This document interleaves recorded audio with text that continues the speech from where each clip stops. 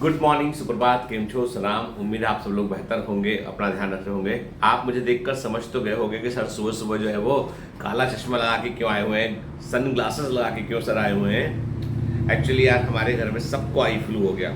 मेरे छोटे बेटे को पहले हुआ, छोटे बेटे से जो है मेरी वाइफ को हुआ, भारती को हुआ, भारती से जो है वो मुझे हुआ, मुझसे जो है वो बड़े वाले बेटे को, किसको हुआ नहीं मालूम होगा। एक साथ ही बीमार पड़े हम लोग। यानी परसों जो है वो डे बिफोर यस्टरडे अनय को हुआ, उसके बाद जो है कल भारती को हुआ, और रात से ही मेरे को और जो है मेरे बड़े बेटे को आदित्य को, हम लोगों को आंखों में लगा था कि शायद कुछ ऐसा ना, एक कंकड़ वाली फीलिंग आती है आंखों में, वैसी फीलिंग आ रही थी।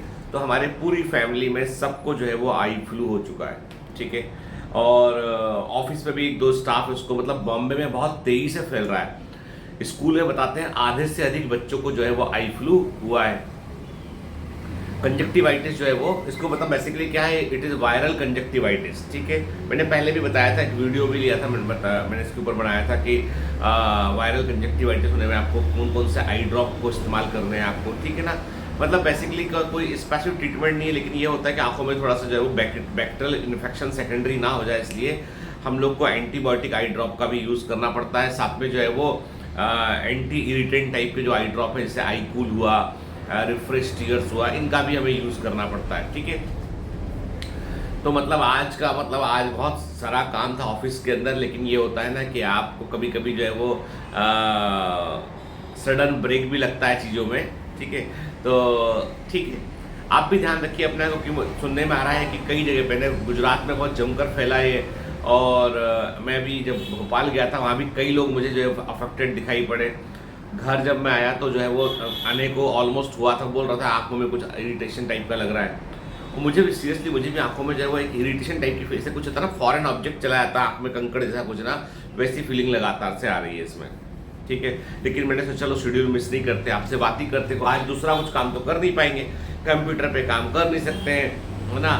और ये कि स्क्रीन थोड़ा अवॉइड करना पड़ता है, आई फ्लू कंजक्टिवाइटिस, तो थोड़ा स्क्रीन अवॉइड करेंगे, आराम करेंगे, पानी खूब पियेंगे, है ना, तो जल्दी से रिकवर होने की संभावना होगी। तब भी लेकिन 2 दिन तो ऑलमोस्ट खराब इसमें हो ही जाते हैं, 2-3 दिन, है ना। आज का जो वीडियो, उसमें स्पेशल मैसेज मैं दूंगा उन बच्चों को जिनका सिलेक्शन अभी एमबीबीएस के लिए हो गया है, और जो किसी ना किसी मेडिकल कॉलेज को जाकर ज्वाइन कर रहे हैं। कारण ये है कि मेरे पास बहुत सारे कई सौ में मेरे पास मैसेज आए हुए हैं कि सर हमको ये कॉलेज मिल गया है। बहुत दुखी थे बच्चे, जब रिजल्ट आया तो बोल रहे थे सर हमारे नंबर इतने कम आए, कट ऑफ का क्या होगा। मैं बोल रहा था कि सीटें हैं बेटा, हो जाएगा, मत चिंता करो, ठीक है। हाँ, ये बात है कि यूपी बिहार में जो है कट ऑफ थोड़ा सा ऊपर है बेटा, है ना, लेकिन बाकी स्टेट में तो आराम से जो है वो कहीं ना कहीं कॉलेज मिल ही रहे हैं बच्चों को। तो जो इसीलिए रिजल्ट आने के तुरंत बाद ढोल पीट कर फंक्शन अरेंज करना, वो सब मैं नहीं करता हूँ, क्योंकि क्या होता है, फाइनल सिलेक्शन किसका हुआ ये काउंसलिंग के बाद मालूम चलता है, ये काउंसलिंग के बाद मालूम चलता है। कई बार क्या होता है कि आपके नंबर और रैंक जो होती है उसको देख के बड़े टेंशन में आप रहते हो, पर आपकी स्टेट में आपको सीट मिल जाती है, ऑल इंडिया में आपको कई बार सीट मिल जाती है आपको, ठीक है। तो वो सब चीज़ें जो है वो फाइनली जो है वो कई बार सही दिशा में पहुंच जाती है। इसलिए मैं हमेशा मानता हूँ कि फाइनल्स, देखो जिनके 650 के ऊपर नंबर है, 680 मार्क्स हैं, उनका तो खैर श्योर शॉर्ट सिलेक्शन था ही, उसमें कोई दो राय नहीं। पर कई लोग का 600 नंबर था, 603 नंबर था, 585 नंबर था, अब वो डायलेमा में थे सिलेक्शन है या नहीं है, पर हो गया। कई लोगों का हो गया, एमबीबीएस मिल गया उनको, गवर्नमेंट कॉलेज भी मिल गया उनको। तो मतलब काउंसलिंग के बाद एक्चुअल सिचुएशन मालूम चलती है, पूरी काउंसलिंग खत्म हो जाती है कि कितने बच्चे सिलेक्ट हुए हैं आपके, तब आपको एग्जैक्ट फिगर आपको मालूम चलता है ना। मतलब बायोमेंटस के केसेस में ये फिगर अक्सर बढ़ जाया करता है। तो मैं ये बोलूंगा, कई बच्चे ऐसे जिनको जो है वो रैंक के चलते जिनको दूसरे स्टेट का मेडिकल कॉलेज भी लेना पड़ा ऑल इंडिया कोटे से, कई बच्चे ऐसे जिनको जो है अपने घर से दूर जाकर जो है मेडिकल कॉलेज लेना पड़ रहा है। तो बेटा मैं एक बात क्लियर कर दूं कि आप होम सिक मत बनो। नंबर 1, मैं मानता हूं कि कभी आज के पहले कभी घर से, परिवार से दूर नहीं रहे होंगे, पर अब दूर रहना पड़ रहा है। परंतु होम सिकनेस क्या करता है बेटा, आपको जो है ना वो अच्छे डिसीजन लेने से रोकता है आपको। ये करियर का डिसीजन है, जैसे होता ना व्यक्ति का जन्म होता है, तो ये एक प्रकार से आपके करियर का जन्म है। किसका जन्म है ये? आपके करियर का जन्म है। कल से सत्यम जो है वो एक मेरा स्टूडेंट है, उसका एएफएमसी पुणे में भी सिलेक्शन हो गया उसका, और एक मेडिकल कॉलेज में भी हो गया, स्टेट के मेडिकल कॉलेज में जो घर के पास था। मैंने बतलाया कि बेटा देखो करियर है, इसको ऐसे आज से मत देखो, आज की कंफर्ट से, आज की मर्जी से मत देखो, ये देखो कि आने वाले 6 साल बाद तुम अपने आप को कहाँ स्टैंड कर पाते हो, 6 साल बाद तुम्हें क्या फैसिलिटी मिलती है, तब और कंपटीशन बढ़ेगा और लोग होंगे। तो अब आपको ओवरऑल ये सोचना है कि करियर को प्लान कैसे करना है। तो करियर जो है उसका भी जन्म होता है, याद रखिए। एक तो आपका जन्म हुआ था कभी, है ना, तो कर जन्म के बाद थोड़ा सा तकलीफ होती है, थोड़ा सा जो है वो असहाय टाइप का महसूस होता है, फिर थोड़े बड़े आते हैं, समझदार होने लगते हैं हम लोग, ठीक है।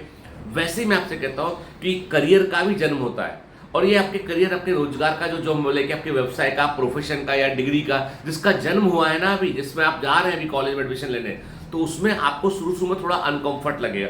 नई जगह पर लोग पर नए दोस्तों को बनाना पड़ेगा, आपको नई जगह पर एटमॉस्फेयर वहाँ का पसंद नहीं आएगा, नई जगह का कल्चर आपको हो सकता है अच्छा ना लगे, खाना अच्छा ना लगे, घर से दूर रहने में पहली बार आपको अनकंफर्ट फील हो।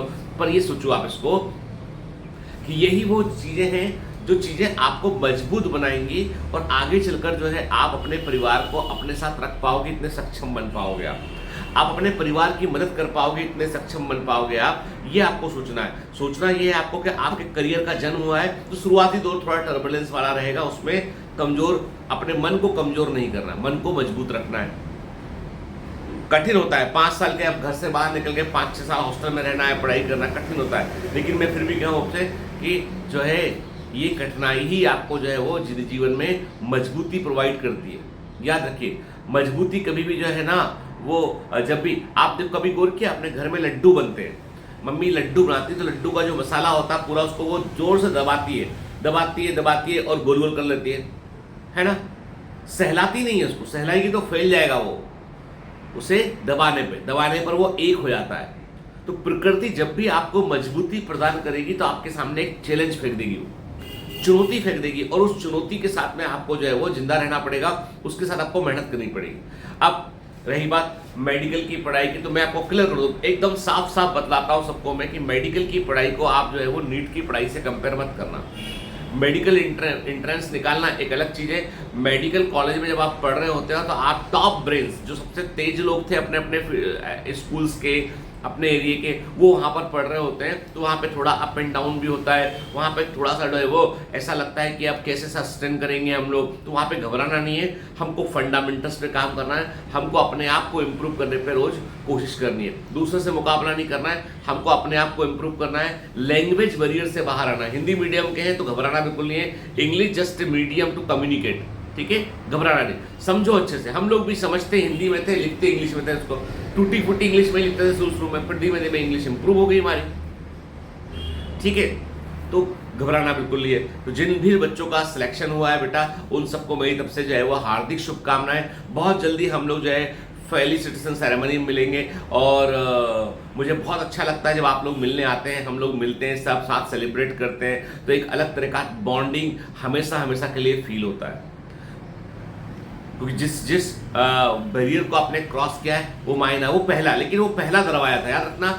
MBBS के लिए सिलेक्शन होना जो है वो जिंदगी का पूरा पर्पज नहीं था, वो पहला दरवाजा था जिसे खोल के आप कॉलेज के अंदर इंटर किए हैं। अब असली लड़ाई MBBS के दौरान शुरू होती है कि अब आपको यहाँ से कहाँ पे पहुँचना है। अपना ध्यान रखिएगा, अभी पब्लिक वाली भीड़ भाड़ वाली जगह में जाने से बचिएगा, और बार बार आंखों को हाथ मत लगाइएगा, क्योंकि जो है वो ये कांटेक्ट से फैलने वाला वायरस है। मेरे को फैल गया, मेरे घर में छोटे छोटे बच्चे को हुआ था, बच्चा कहीं तो भी बैठा, सोफा वोफा कहीं पे होगा तो उससे टच हो गया, कहीं ना कहीं से आ गया इन्फेक्शन, ठीक है। मैं उसके लिए उसको दोष नहीं दूंगा, परंतु ये है, ये इन्फेक्शन हाईली कॉन्टाजियस इन्फेक्शन है, उससे भी बचने की कोशिश कीजिएगा, ठीक है।